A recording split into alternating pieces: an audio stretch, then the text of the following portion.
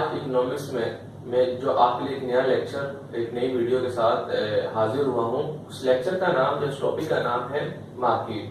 Market एक ऐसी जगह होती है जहाँ पे बायर और सेलर आपस में मिलते हैं, यानी कि खरीदने वाले और बेचने वाले जिस जगह पर मुलाकात करते हैं, उस चीज को खरीदा और बेचा जाता है, प्राइस डिस्कस की जाती है, उसे कहते हैं मार्केट। अच्छा, पहले जमाने में, बल्कि अब भी ऐसे ही चल रहा है कि मार्केट के लिए आपको अपने इलाके से, अपने घर से निकल के बाहर जाना पड़ता है और ऐसी जगह पर जाना पड़ता है जहाँ के बहुत सारे दुकानदार हो, बहुत सारे बेचने वाले हो और आप भी वहां जाकर प्रोडक्ट खरीदते हैं। लेकिन एक चीज याद रखिएगा, मॉडर्निज्म होती जा रही है, दुनिया अब सीमेंट के ग्लोबल विलेज बन चुकी है। इसी तरीके से अब जो खरीदो फरोख्त हो रही है वो जरूरी नहीं है कि आपको मार्केट में ही नजर आए। अब आप अपने मोबाइल के जरिए, अपने कंप्यूटर के जरिए, आप अपने घर पे बैठे हुए भी आप मार्केट का हिस्सा बन सकते हैं, जिसे कहते हैं ई कॉमर्स। ई कॉमर्स यानी कि वो एक जदीद किस्म है मार्केट की, जिसमें जो बेचने वाला है वो अपनी वेबसाइट बनाकर अपने प्रोडक्ट बेच रहा होता है और जो कस्टमर होते हैं वो ऑनलाइन अपनी कोई भी प्रोडक्ट खरीद रहे होते हैं। इस वक्त पूरी दुनिया में और खासतौर पर पाकिस्तान में है, इस तरह की बहुत सारी प्रोडक्ट है, बहुत सारी कंपनीज इसके ऊपर काम कर रही हैं जो अपनी प्रोडक्ट को ऑनलाइन बेचती हैं। अगर पाकिस्तान की बात करें तो पाकिस्तान के अंदर इस वक्त जो बहुत बड़ा काम ऑनलाइन हो रहा है वो दराजपीकर.com है, येवो.com है, अलीबाबा है। इसके अलावा हर कंपनी, जितने भी ब्रांड्स हैं आपके पाकिस्तान में जो फैब्रिक के अंदर हैं, या जितने भी प्रोडक्ट हैं, अगर आप अपनी फैशन के हवाले से बात करें, बाटा ले लें, सर्विस ले लें, गुल अहमद, अलकरम, खाड़ी, जितने भी प्रोडक्ट हैं, जितनी भी कंपनीज हैं, वो अपने प्रोडक्ट को ऑनलाइन बेच रही हैं। तो मार्केट से मुराद एक ऐसी जगह होती है जहां पे बहुत सारे लोग अपनी डिजायर के साथ, अपनी ख्वाहिश के साथ जाते हैं और जो बेचने वाला, जो सेलमैन है, जो सप्लायर है, वो वहां पे अपनी चीजों को बेच रहा होता है। आगे चलते हैं, मार्केट को थोड़ा सा और समझने की कोशिश करते हैं। तो मार्केट जो दुनिया भर में मौजूद है वो दो तरह की होती है। एक कहलाती है परफेक्ट मार्केट, एक कहलाती है इम्परफेक्ट मार्केट। सबसे पहले समझते हैं हम परफेक्ट मार्केट को। परफेक्ट मार्केट को परफेक्ट कंपटीशन भी कहा जाता है, जिससे मुराद ये होती है कि यहाँ पर बेचने वाले यानी कि जो सेलर हैं और जो बायर्स हैं वो बहुत बड़ी तादाद में मौजूद होते हैं।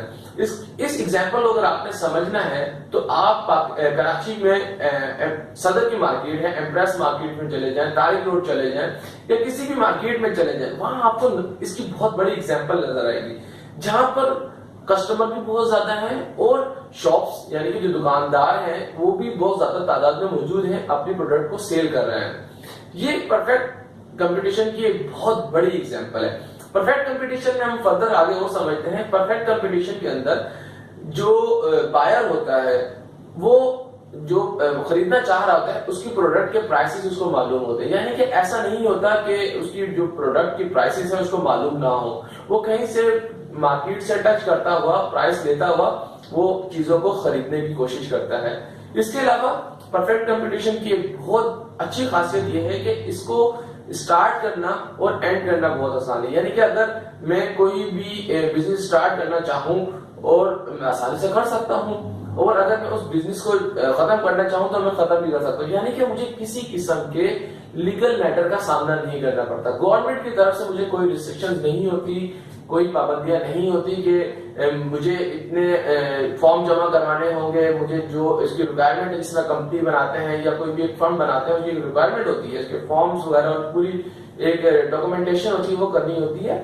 परफेक्ट कंपटीशन में ऐसा नहीं है, आप जहां चाहें बिजनेस स्टार्ट कर सकते हैं, जब चाहें बिजनेस खत्म कर सकते हैं। इसमें जो प्रोडक्ट सेल की जा रही होती है वो होमोजीनियस होती है। होमोजीनियस से मुराद ये है कि वो जो चीज बेची जा रही है वो पूरी मार्केट में मौजूद है। ऐसा नहीं है कि आप ओनली एक सिंगल सेलर हैं। ये एग्जांपल परफेक्ट कंपटीशन में नहीं आएगी।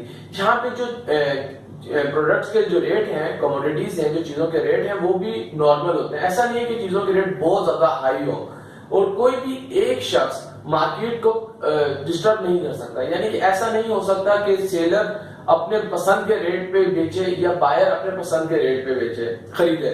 ये दोनों की आपस की अंडरस्टैंडिंग होती है, मार्केट के मुताबिक चीजों को खरीदा और बेचा जाता है। परफेक्ट कंपटीशन जो इम्परफेक्ट कंपटीशन है इससे कदर चेंज है। परफेक्ट कंपटीशन के अंदर अगर मैं एक लाइन में समझाना चाहूं तो वो समझिएगा, परफेक्ट कंपटीशन के अंदर बहुत ज्यादा सेलर और बायर होते हैं। इसके अंदर जो प्रोडक्ट की प्राइसेस होती हैं वो तकरीबन सेम होती हैं। बिजनेस करना और खत्म करना बहुत आसान होता है, किसी किस्म की गवर्नमेंट की रिस्ट्रिक्शंस नहीं होती। जबकि इसकी दूसरी तरफ इम्परफेक्ट कंपटीशन के ऊपर आए। इम्परफेक्ट कंपटीशन के अंदर तीन कंपटीशन है, तीन चीजें आती हैं। एक है मोनोपोली, जिसको अजारादारी कहते हैं, दूसरी है मोनोपोलिस्टिक कंपटीशन और तीसरा है ओलिगोपोली। मोनोपोली क्या चीज होती है? मोनोपोली को उर्दू में अजारादारी कहते हैं। अजारादारी से मुराद होता है कि एक ऐसी कंपनी जो अपने मुताबिक चीजों के रेट डिसाइड करती है। मोनोपोली के अंदर एक बेचने वाला होता है, जबकि खरीदने वाले बहुत सारे मौजूद होते हैं।